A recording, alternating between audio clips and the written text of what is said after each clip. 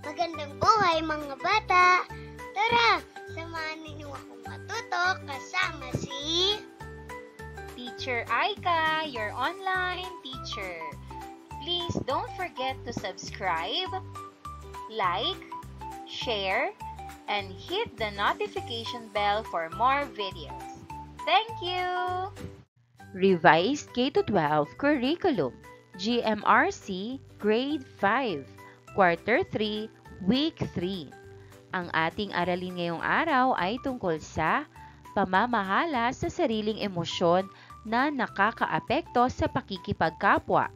Muli, ako si Teacher Aika, ang inyong online teacher. Simulan na natin! Mga kasanayan at layunin na ipakikita ang pagiging mapagpasensya sa pamamagitan ng pagpapakalma ng sarili kung kinakailangan o pag-iwas sa mga sitwasyong pumupukaw sa negatibong reaksyon. A. Na ilalarawan ang mga wastong paraan ng pamamahala sa sariling emosyon na nakakaapekto sa pakikipagkapwa. B. Na ipaliliwanag na ang pamamahala sa sariling emosyon na nakaaapekto sa pakikipagkapwa ay pagkakaroon ng sariling kamalayan sa impluwensya nito sa pakikipag-ugnayan sa kapwa na nag-iiwas sa kanya mula sa mga pabigla-biglang reaksyon.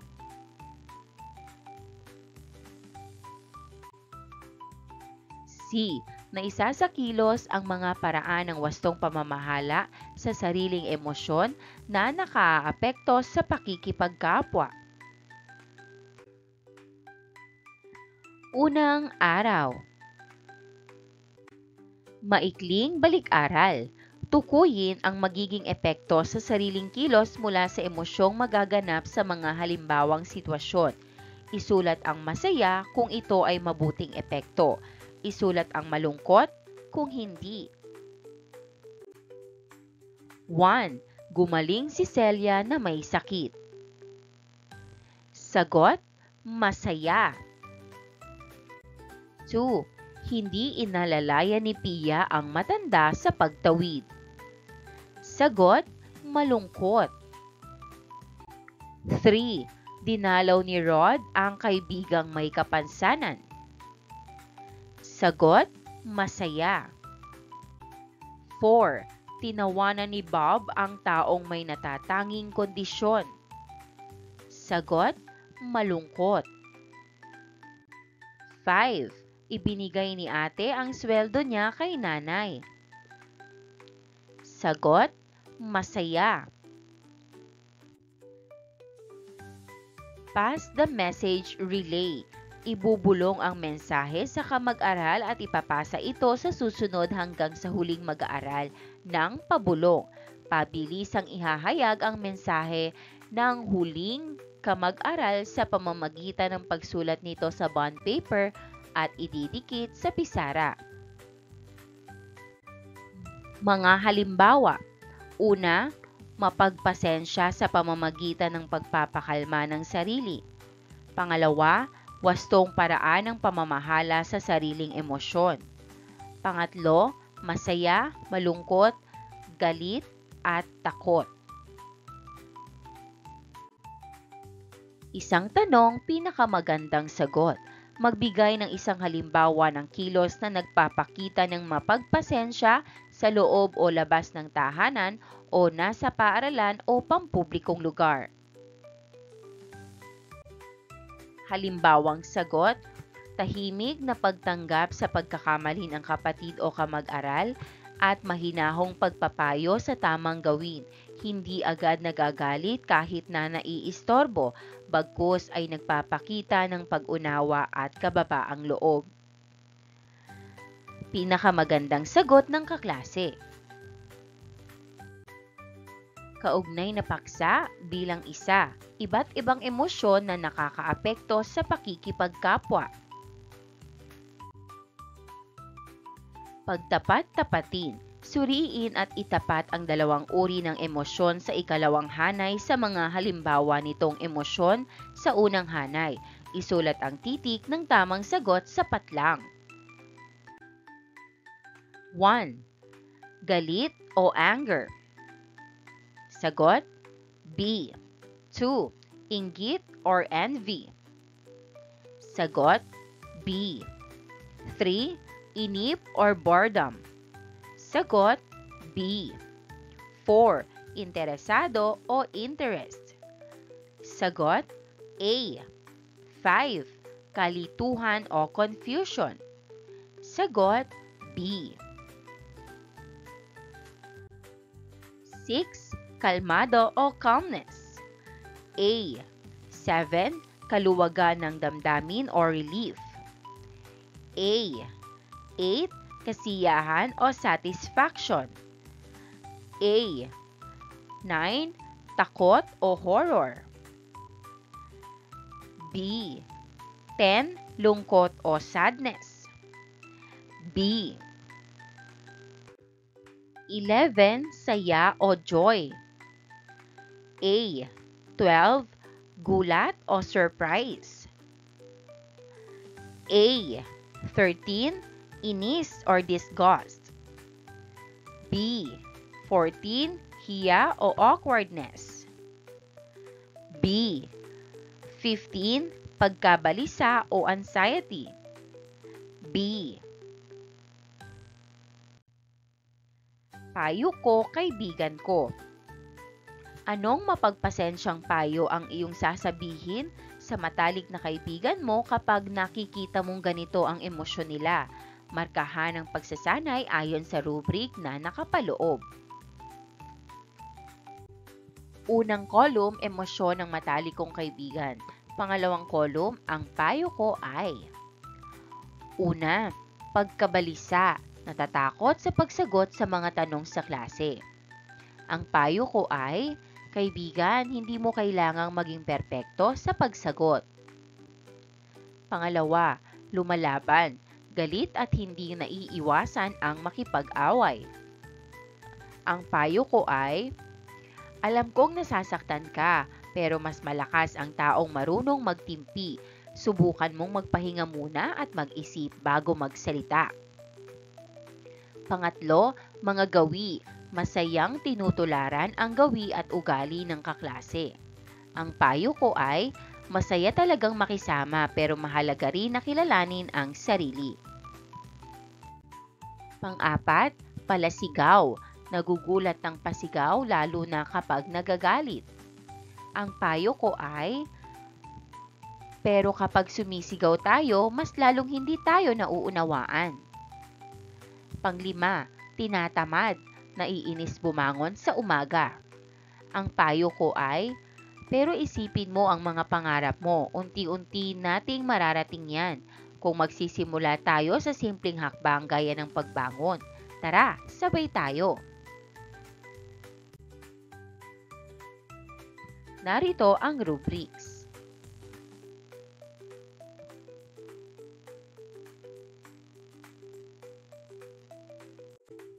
Pangkatang gawain. Iugnay ang 6 na karaniwang emosyon ayon kay Lubrano 2024 sa akma nitong paglalarawan.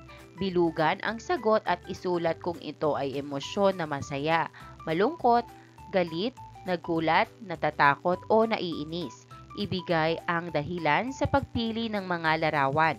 Markahan ang pagsasanay sa nakapaloob na rubrics.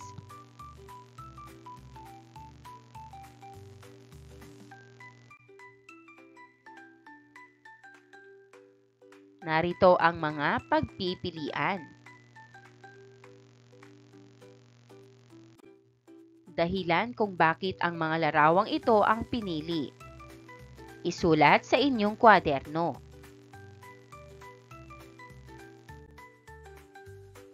Narito ang rubrics na inyong gagamitin para sa gawaing ito.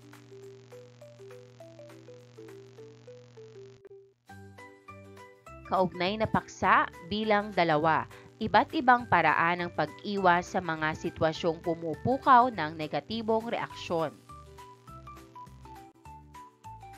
Pangkatang gawain, ayusin ang mga titik upang makabuo ng mga salita na halimbawa ng emosyon. Isulat ang sagot sa patlang. Gawing modelo ang sagot sa halimbawa. 1. Sagot, pagkamuhi o hatred. 2. Sagot, pagmamahal o love. 3. Sagot, pag-iwas o aversion. 4. Sagot, paghahangad o desire.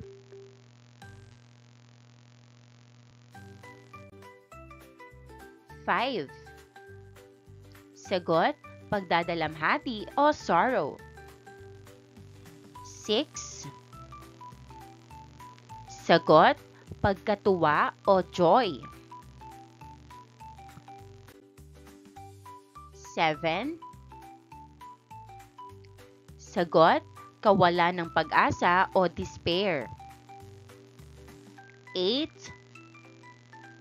Sagot, pag-asa o hope. 9.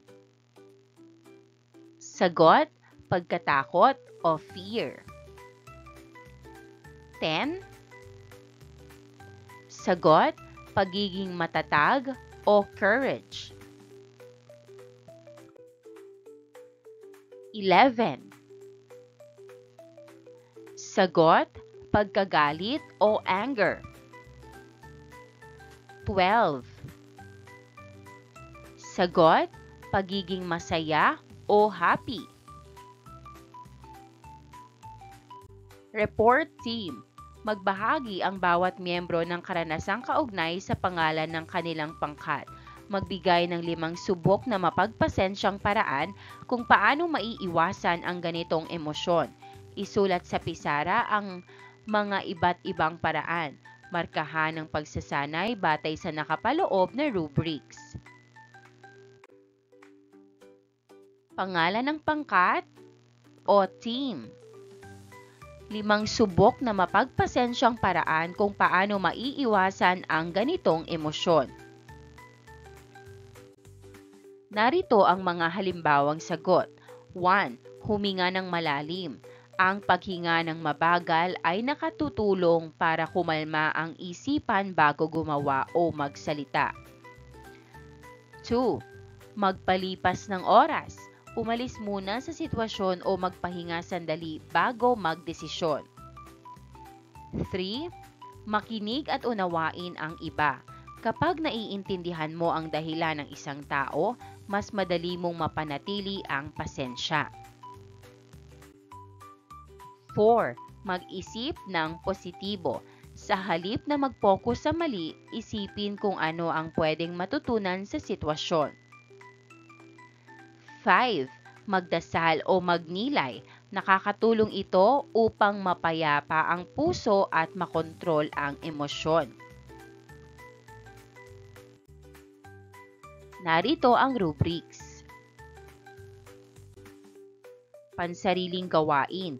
Bilang kasapi ng isang pangkat, aling bahagi ng awit ang maaaring may ugnay sa pangalan ng iyong pangkat at bakit? Ang awitin ay tungkol sa Maghintay Ka Lamang. Ito ay kanta ni na Anthony Rosaldo, Ted Ito, and Venny Saturno. Basahin natin ang liriko. Kung hindi ngayon ang panahon na para sa iyo, huwag maiinip dahil ganyan ang buhay sa mundo. Huwag mawawala ng pag-asa, darating din ang ligaya. Ang isipin mo'y may bukas pa na mayroong saya. Kabigo ay hindi hadlang upang tumakas ka. Huwag kang iiwas, pag nabibigo dapat na lumaban ka. Ang kailangan mo itibay ng loob kung mayroong pagsubok man. Ang liwanag ay di magtatagal at muling mamamasdan. Ikot ng mundo ay hindi laging pighatid kasawian. Ang pangarap mo ay makakamtan basta't maghintay ka lamang. Kung hindi ngayon ang panahon na para sa iyo, huwag maiinip dahil ganyan ang buhay sa mundo. Huwag mawawala ng pag-asa, darating din ang ligaya. Ang isipin mo'y may bukas pa na mayroong saya. Kabigo ay hindi hadlang upang tumakas ka. Huwag kang iiwas, pag nabibigo, dapat na lumaban ka. Ang kailangan mo'y tibay ng loob kung mayroong pagsubok man. Ang liwanag ay di magtatagal at muling mamamasdan. Ikot ng mundo ay hindi laging pighatit kasawian. Ang pangarap mo ay makakamtan, basta't maghintay ka lamang. Ang kailangan mo'y tibay ng loob kung mayroong pagsubok man. Ang liwanag ay di magtatagal at muling mamamasdan. Ikot ng mundo ay hindi laging pighatit kasawian. Ang pangarap mo ay makakamtan, basta't maghintay ka lamang. Narito ang sagot sa panuto. Pangalan ng pangkat, Team Asa. Bahagi ng awit, ang pangarap mo ay makakamtan basta't maghintay ka lamang. Dahilan, dadating din ang katuparan ng pangarap basta umasa ka. Pangalan ng pangkat, Team Takot. Bahagi ng awit, ang liwanag ay di magtatagal at muling mamamasdan. Dahilan, hindi tayo palaging sa kadiliman, huwag matakot. Pangalan ng pangkat, Team Galit. Bahagi ng awit, ang isipin mo'y may bukas pa na mayroong saya. Dahilan, galit ka man ngayon, bukas naman ay sasaya. Kaugnay na paksa bilang 3. Wastong pamamahala sa sariling emosyon na nakakaapekto sa pakikipagkapwa. 3 araw. Panuto, ano ang pinakawastong at pinakamahusay na pamamahala sa sariling emosyon na nakakaapekto sa pakikipagkapwa? Ayusin ang mga titik upang makabuo ng 2 salita. Isulat ang tama at angkop na sagot sa kahon.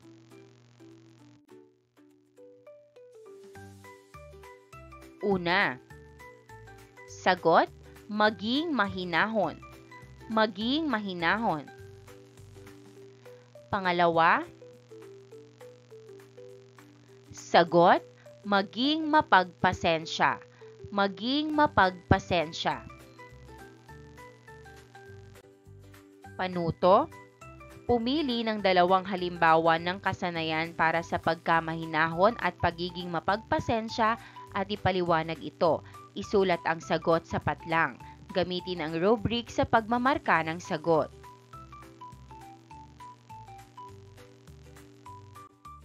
One, maging bukas sa payo ng iba lalo na sa mga magulang at nakatatanda. Halimbawa 1. Kapag pinayuhan ka ng magulang na magpahinga muna bago mag-aral, tanggapin ito ng may pasasalamat at hindi pagdadabog. Halimbawa 2. Kapag sinabihan ka ng lolo o lola na mag-ingat sa pakikipagkaibigan, makinig muna at pag-isipan ang kanilang karanasan. 2. Mag-isip ng malalim bago magsalita o kumilos. Halimbawa 1. Kapag may kaklase kang nakasakit ang damdamin, magpahinahon muna bago ka magsalita upang maiwasan ang sigawan. Halimbawa 2. Bago mag-post sa social media tungkol sa isang issue, mag-isip muna kung makakabuti ba ito o makakasakit ng damdamin ng iba. 3.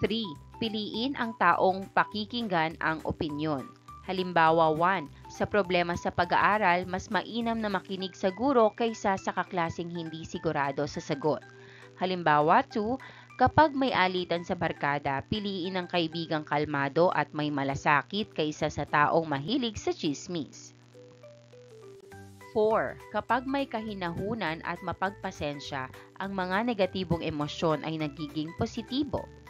Halimbawa 1. Kapag galit ka sa kapatid pero pinili mong magpatawad, nagiging mas maayos ang samahan ninyo. Halimbawa 2. Kapag naiinggit ka sa tagumpay ng iba pero pinili mong magsikap din, nagiging inspirasyon ang damdamin mo. Narito ang basehan ng pagmamarka.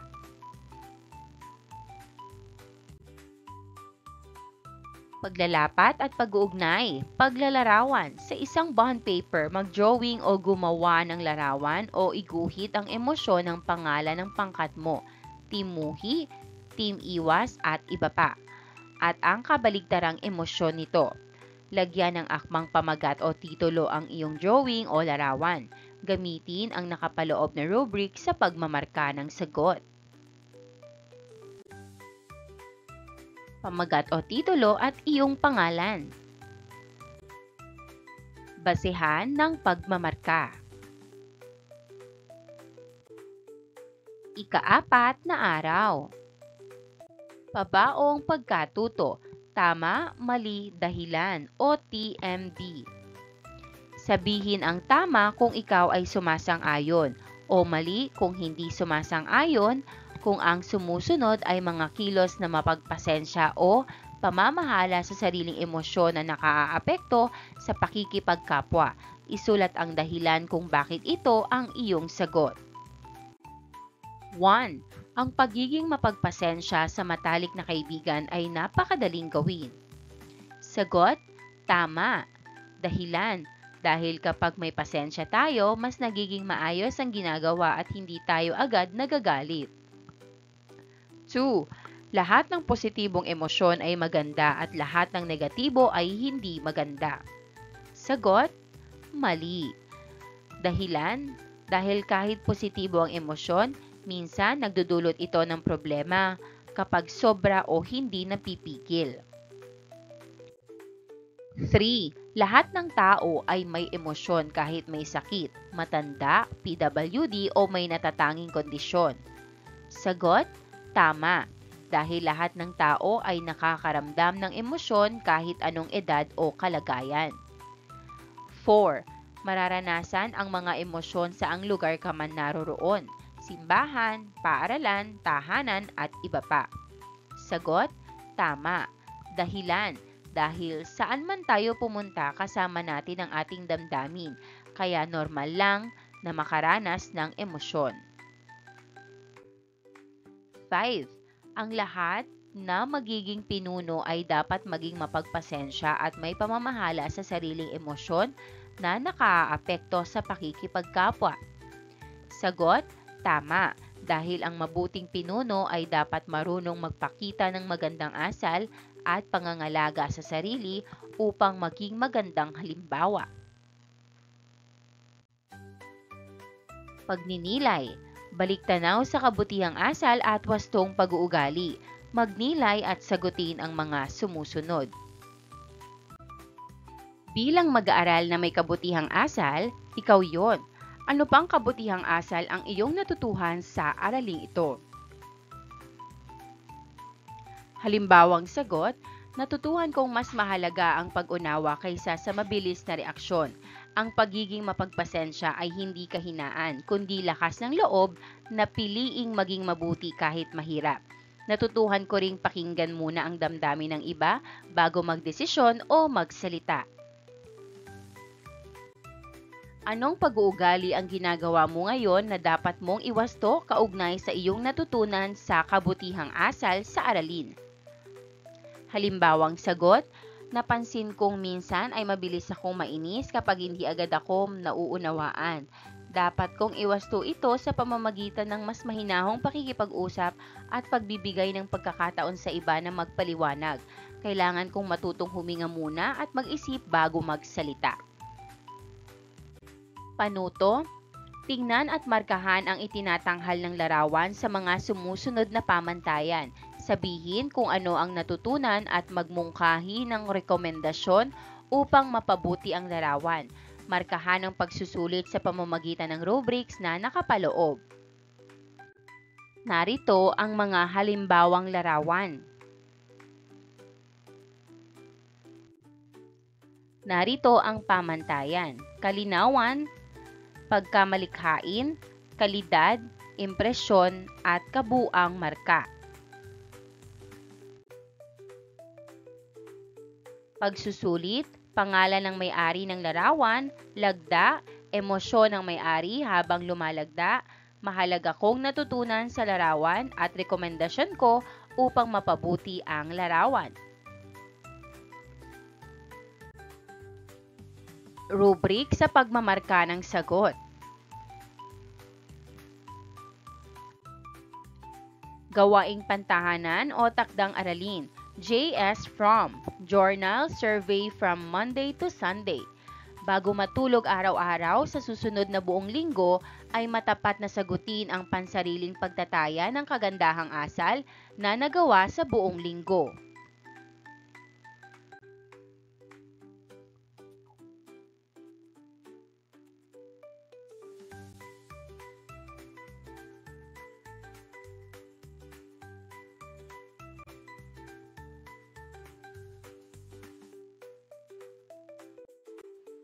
Maraming salamat sa panonood.